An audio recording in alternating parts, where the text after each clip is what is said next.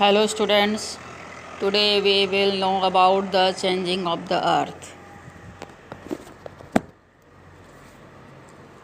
4,000 of years, people believed that the continent were fixed in their position.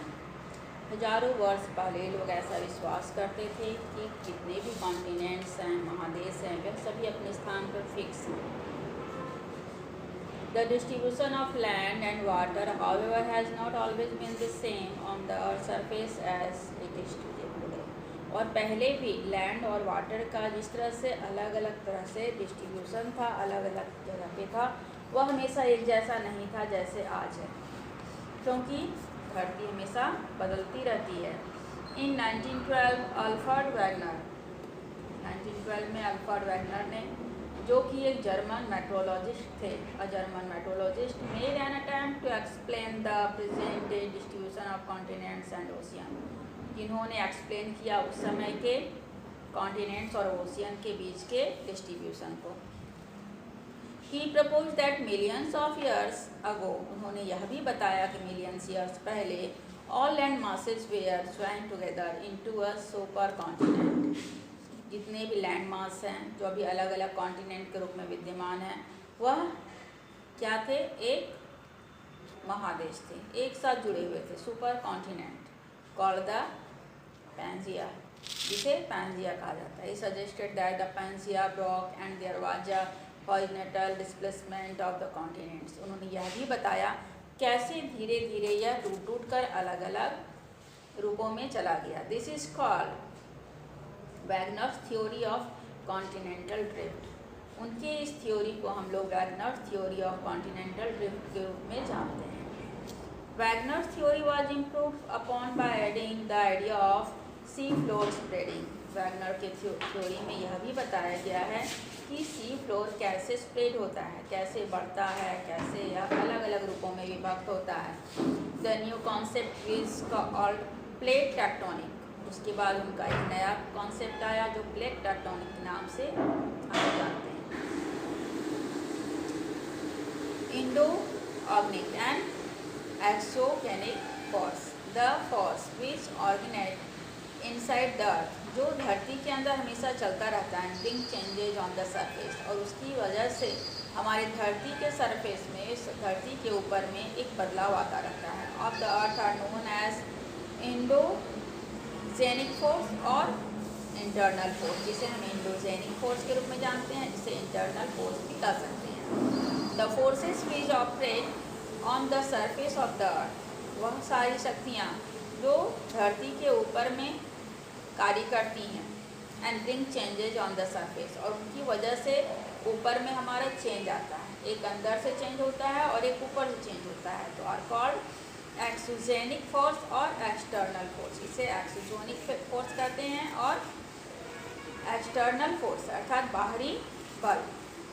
The endogenic force try to uplift और subside the earth surface. Endogenic force जो है वह क्या करता है? धरती को अंदर से अपलिफ्ट करता रहता है. Well exogenic forces try to level down, और वहीं एक्सोजेनिक फोर्स जो होता है वह लेवल डाउन करता है सरफेस ऑफ द अर्थ को.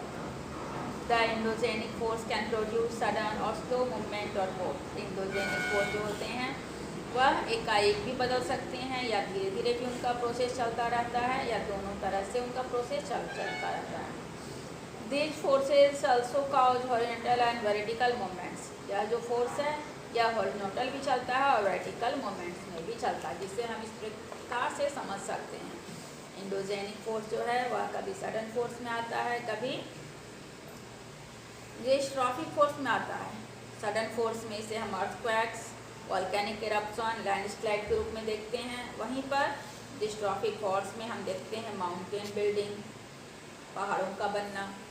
एक्सोजेनिक फोर्स जो बाहर का दबाव है वह क्या करता है? इरेशनल मिट्टी को खींचता है एंड डिपोजिशनल वर्क बाय, और कभी कभी दूसरी जगह की मिट्टी लाकर दूसरी जगह जमा कर देता है बाय वाइन एंड वाटर, जैसे rivers, wind, glaciers and sea waves. Understand? ये टेबल बनाओगे और अच्छे ढंग से समझोगे. वॉल्केनोज इन द पास्ट, हमारे बीते हुए समय में a volcano was known as the mountain of fire. Volcano को लोग जानते थे माउंटेन ऑफ फायर के नाम से। Actually it is not a mountain, वास्तव में यह माउंटेन नहीं होता था। It is a circular opening through which hot molten material erupt suddenly. यह एक सर्कुलर मोमेंट होता था जो लगातार इस तरह से चलता रहता था और उसके अंदर से मॉल्टेन मटेरियल, पिघला हुआ तत्व बाहर निकलता था जो काफ़ी हॉट होता है। This opening is called went, और जिस स्थान से वह ओपन होता है उसके मुंह को बोलते हैं went. Went means volcanoes mouth. Sometimes the opening can be long crack, कभी कभी यह लंबे क्रैक के रूप में भी आता है, विच इज कॉल्ड फिज्योर्स, जिसे हम फिज्योर्स कहते हैं। द वोल्केनिक कोर और mountain is form when the erupted material accumulate around the went. यह वोल्केनिक कोन तब बनता है, एक पहाड़ का रूप तब लेता है जब यह इरप्ट होकर के वेंट के चारों ओर जमा होता जाता है। The vent is connected to earth interior by a narrow pipe. Vent जो है वह आगे चल करके धरती के अंदर में नैरो पाइप की तरह होता है, पतले पाइप की तरह होता है, जिससे पिघले हुए जो मैग्मा होते हैं वह बाहर निकलते हैं। A funnel shaped hollow at the top of the cone is called crater. यह फनल शेप्ड होता है जो जिसके ऊपर में एक कोन बन जाता है, जिससे क्रेटर्स कहते हैं। टाइप्स ऑफ वोल्केनोज, वोल्केनोज के भी कुछ प्रकार होते हैं। Volcanoes can be classified into the following types on the basis of their frequency of eruption. उनके इरप्ट होने के कारण इन्हें अलग अलग भागों में बांटा गया है। पहला है एक्टिव वोल्केनोज, सेकंड है डोरमेंट वोल्केनोज और थर्ड है एक्सटिंक्ट वोल्केनोज। एक्टिव वोल्केनोज क्या है? What is active volcanoes? Active volcanoes और living volcanoes. Erupt, active volcanoes का अर्थ है कि यह कभी भी इरप्ट हो सकता है, frequently and throw out lava, gas, acid and rocks. Lava निकलेंगे, गैस निकलेंगे और धुएं निकलेंगे, रॉक्स निकलेंगे। Stromboli and Etna in Italy are active volcanoes. Active volcanoes के दो एग्जाम्पल हैं, स्ट्रॉम्बली एंड एटना, जो इटली में पाए जाते हैं। Dormant volcanoes are those that have been quiet for a long time. Dormant volcanoes वह हैं जो कि लंबे समय के लिए शांत हो जाते हैं, सो जाते हैं, but so sine that they could erupt again, लेकिन वह फिर अपने कुछ स्पेशल टाइम में वह इरप्ट हो जाते हैं, फट जाते हैं। यह vent is often blocked with a plug of solidified lava. कभी कभी इनका वेंट जो होता है, इनका माउथ जो होता है वह ब्लॉक हो जाता है सॉलिडिफाइड लावा से, ठोस तत्व से। वेन डोरमेंट वोल्केनोज इरप्ट, और जब यह फटता है, they often do so very violently, लेकिन उस समय यह काफ़ी ज़्यादा खतरनाक हो जाता है। Mount Vesuvius is an excellent example of dormant volcanoes. इसका सबसे बड़ा एग्जाम्पल है Mount Vesuvius, in erupted in AD 79 with terrible force, जो कि Anno Domini, AD means before of Christ, तो यू नो क्राइस्ट के जन्म के पहले के समय को बोलते हैं। उस समय 79 में यह टेरिबल फोर्स के साथ, बहुत ही खतरनाक फोर्स के साथ इरप्ट हुआ था, फटा था, जो कि आज भी हम लोग उसको समझ सकते हैं। The extinct volcanoes have not erupted in the known historical period and they are not likely to become active again. Extinct volcanoes वह होते हैं जो कि पहले तो फटे हैं, लेकिन लगातार भी नहीं फटते हैं और आने वाले समय में भी उनकी फटने की आशा नहीं होती है अधिक समय तक।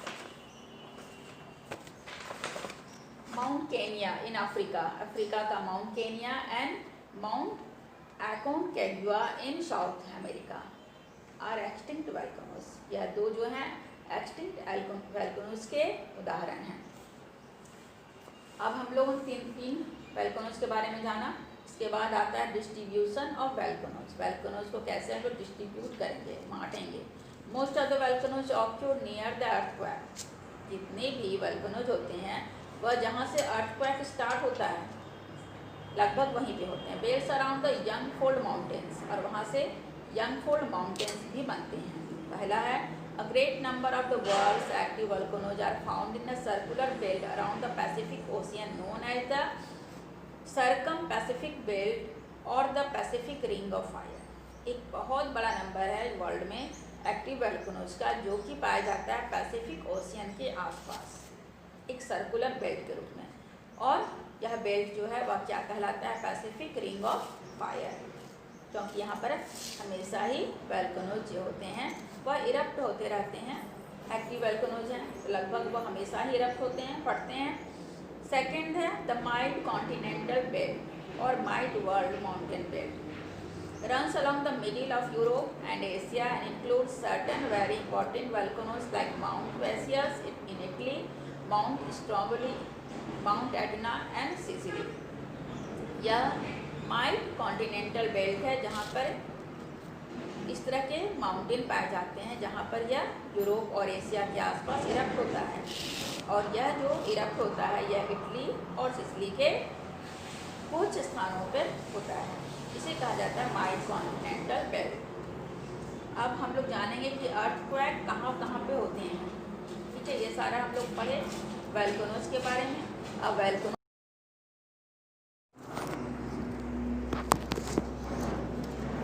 earthquake, tremors and vibration. Vibration means हिलना in the crust of the earth, जब धरती हिलता है so it is called earthquake। तो उस हिलने को हम लोग earthquake और हिंदी में क्या बोलते हैं, भूकंप। भू मीन्स धरती, कंप means कांपना।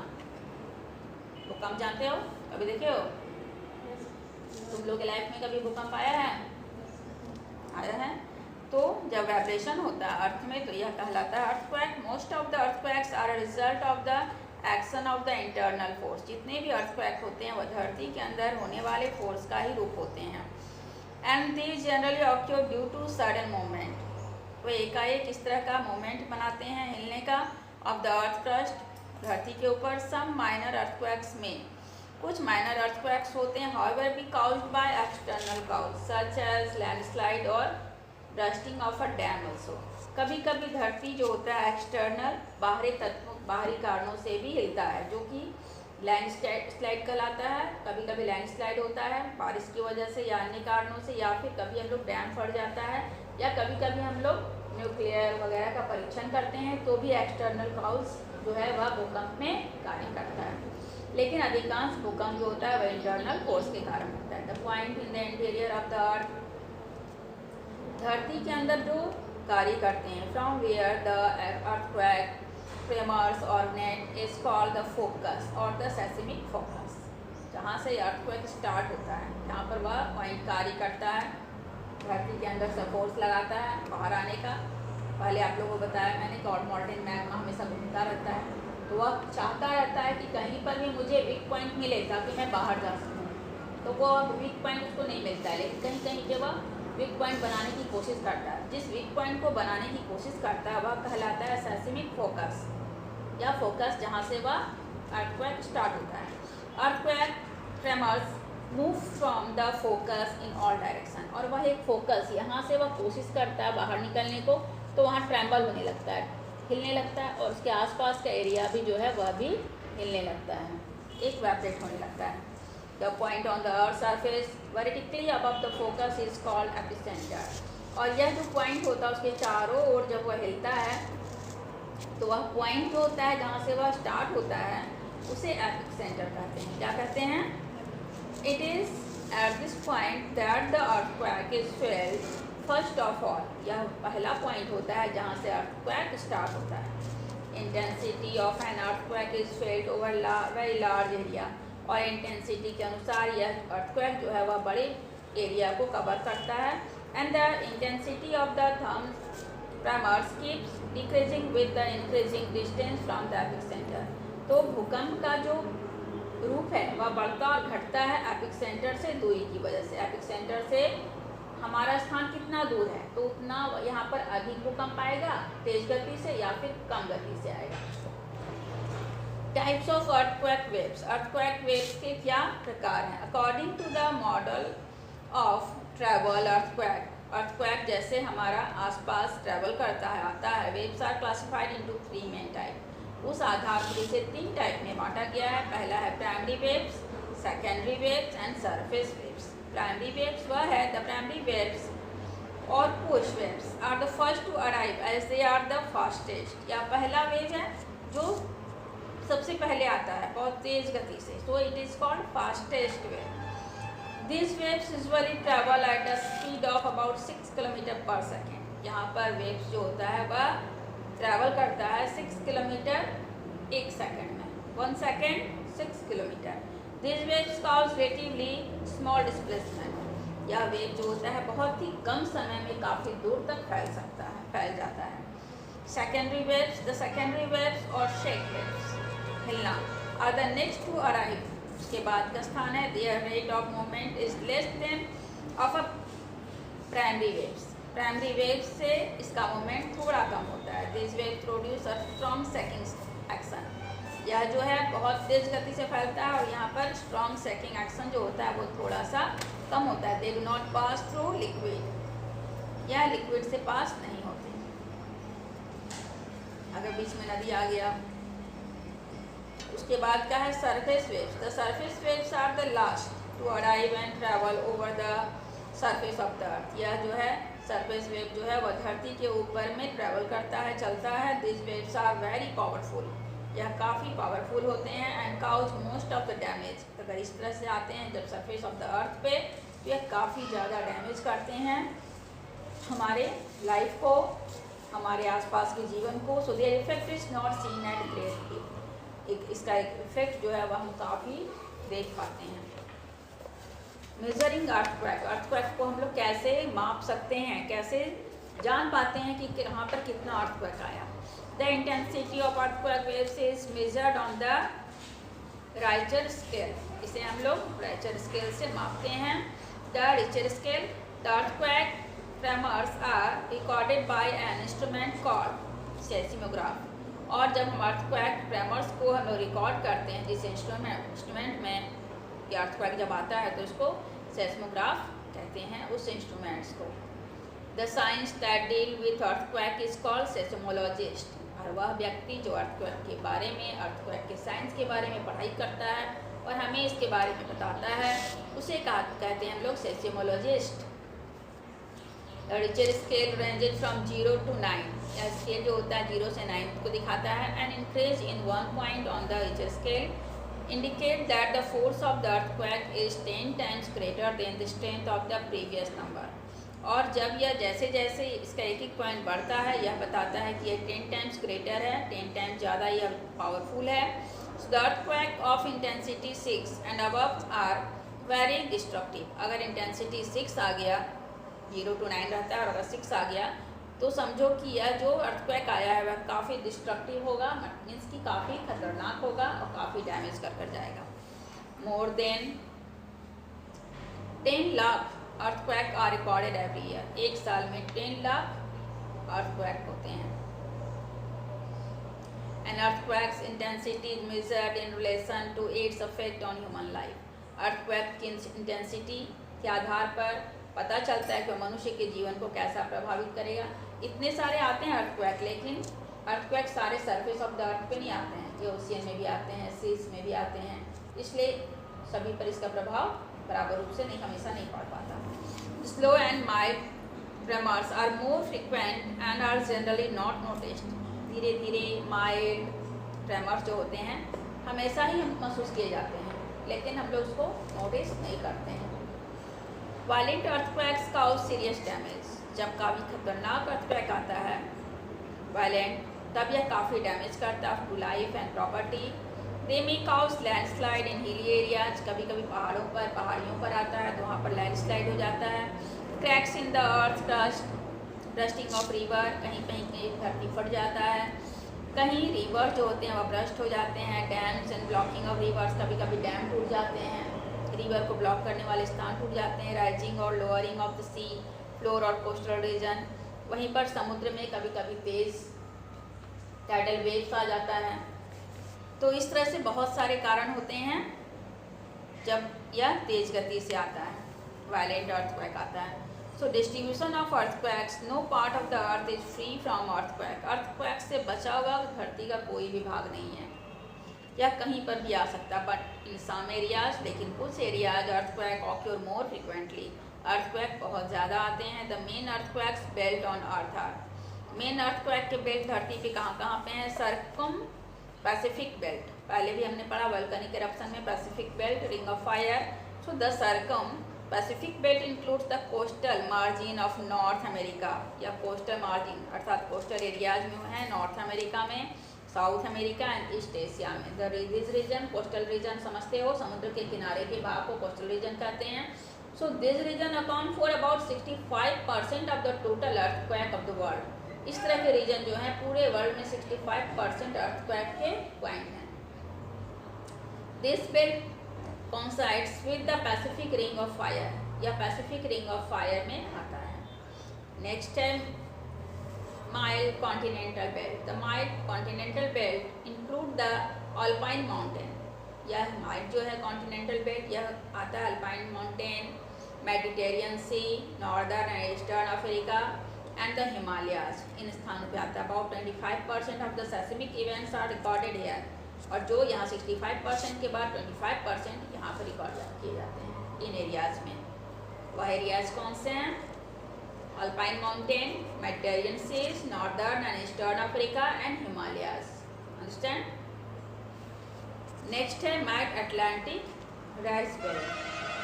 The mid Atlantic ridge belt include the mid Atlantic ridge and the adjoining island. यह अटलांटिक एरियाज को लेता है और कुछ आइलैंड्स में. It records moderate earthquake which are caused due to the moving of the lithospheric plates in opposite direction. यह यहाँ पर रिकॉर्ड किया गया लिथोस्फेरिक प्लेट्स में अपोजिट डायरेक्शन में, मीन्स कि उल्टी गति से चलता है earthquake.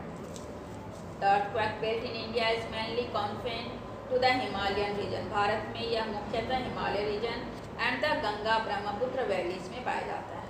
अधिकांश earthquake यहीं पे होता है. About 2/3 of India is earthquake prone. Bharat का 2/3 भाग जो है earthquake का prone है, earthquake का स्थान है. In the last 50 years, 50 सालों में earthquake tremors have been experienced even in the Deccan Plateau. जब होता है तो Deccan Plateau में देखा जाता है, which was considered relatively safe and free from earthquake. Deccan Plateau जो है वह फ्री है, अर्थात यहाँ earthquake अधिक नहीं होता है. Protection measures. अगर अर्थक्वेक होता है तो हमें क्या प्रोटेक्शन लेना चाहिए? अर्थक्वेक तो होना क्या है, नॉर्मली है ना, वो तो होगा ही. लेकिन जब अर्थक्वेक होगा तो हम लोग क्या प्रोटेक्ट करेंगे अपने आप को, कैसे हम लोग सुरक्षा देंगे खुद को? To avoid loss on account of earthquake the following precautions should be taken. अगर हम लोग चाहते हैं कि अर्थक्वेक से हम बचाव कर सकें तो हमें यह सभी प्रिकॉशंस लेने होंगे. फर्स्ट है building should be supported by strong pillars. जितने बिल्डिंग बनाएं उन्हें हम स्ट्रॉन्ग पिलर्स में बनाएं. The building should be in a simple rectangular plan. और जब हम लोग बिल्डिंग बनाएं तो रेक्टेंगुलर प्लेन पे बनाएं, जमीन प्लेन रहना चाहिए. Long wall should be supported bye reinforce concrete column. और हम लोग लंबे लंबे वॉल बनाएं जहाँ पर रेनफोर्स होते हैं. If the region is in an earthquake prone area. अगर आपका स्थान घर जो है वह earthquake prone एरियाज में है, the houses should be made of wood. तो घर आप कोशिश करें लकड़ी का बनाने का, ताकि घर गिरे भी तो आपको अधिक चोट न लगे. केस स्टडी हम लोग देखते हैं. A several earthquake struck the Kutch region of Gujarat. Gujarat में बहुत अधिक earthquake होते हैं.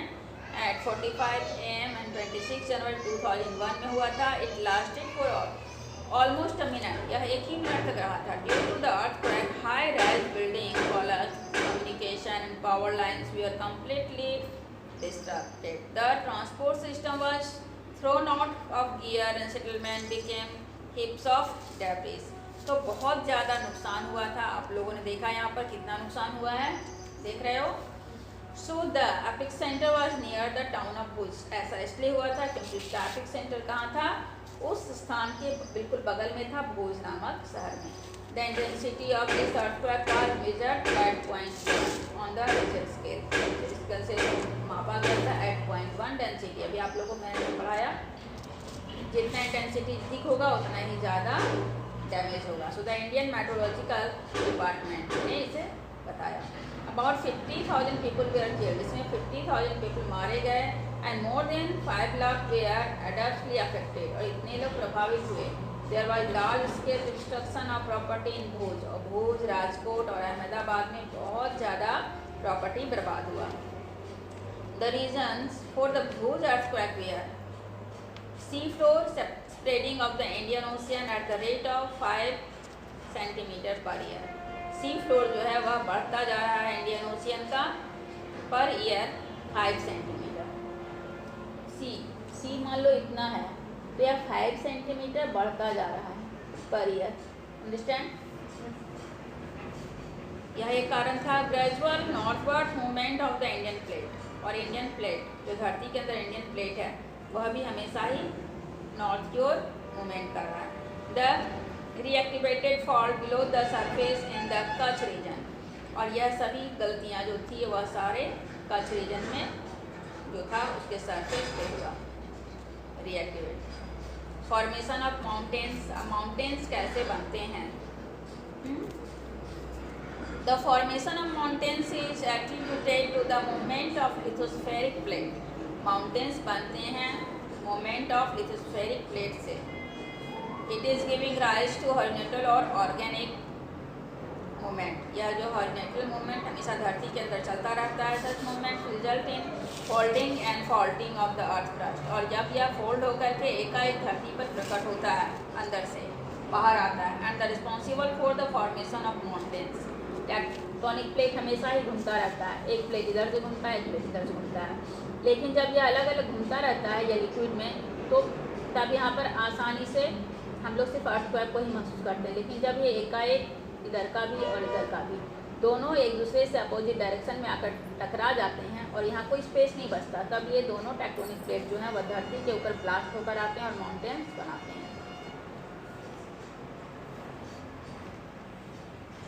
So folding, horizontal movements are caused due to compressional force operating in the earth's interior resulting in folding of the rock strata। horizontal movement जब होता है और वह एक कॉम्प्रेशनल फोर्स के साथ ऊपर की ओर आता है, तो यह दो तरह के रॉक्स आपस में टकराते हैं। Folding of the earth crust is responsible for the formation of fold mountain.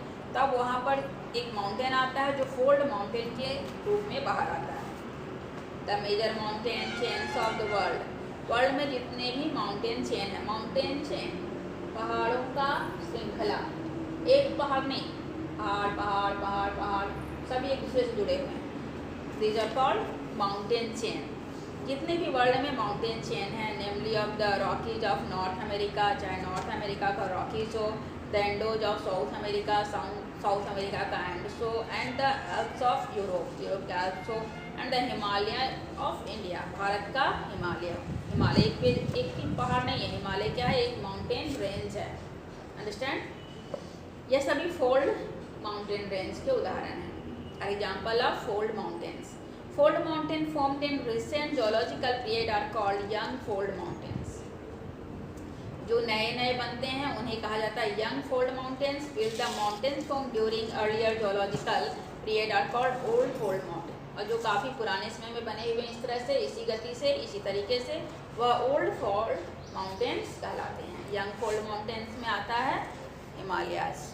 Faulting, when plates move, stress and strains occur in the lithospheric giving rise to fissures and fractures। कभी कभी ऐसा होता है कि प्लेट्स मूव करते हैं stress और strains के साथ, और लिथोस्फेरिक एरियाज में फिशर और फ्रैक्चर्स हो जाते हैं, टूट जाते हैं कहीं कहीं। This cause large scale displacements of the rock structure. तो यह काफ़ी सारा स्केल में रॉक स्ट्रक्चर को बनाता है, which is known as faulting, जिसे हम फॉल्टिंग कहते हैं। This result in the formation of block mountains.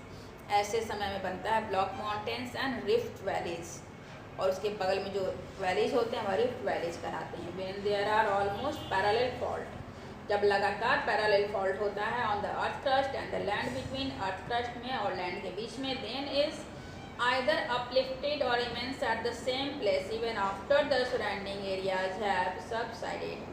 और इस तरह से अपलिफ्ट होता है, ऊपर की ओर आता है चारों एरिया को घेर करके, और a block mountain is formed. इस प्रकार से एक ब्लॉक माउंटेन्स बन जाता है। The uplifted part is known as horst और ब्लॉक माउंटेन। इसका ऊपर का भाग कहलाता है block mountain, and the subsided, और उसके किनारे के जो भाग होते हैं part is referred to as graben और रिफ्ट वैलीज, और नीचे के भाग कहलाते हैं ग्रेबन या रिफ्ट वैलीज। ओके, यह है फॉल्टिंग मॉडल यहाँ दिया गया है, देख रहे हो। This rocks rise up relative to rocks across the fault. यह एकाएक ऊपर की ओर गया। हैंगिंग वॉल्स का यहाँ पर आया फॉल्ट और इधर आया फुटबॉल। देख रहे हो, इसे हम लोग कंपेयर करते हैं, एक इधर से एक इधर से। अंडरस्टैंड?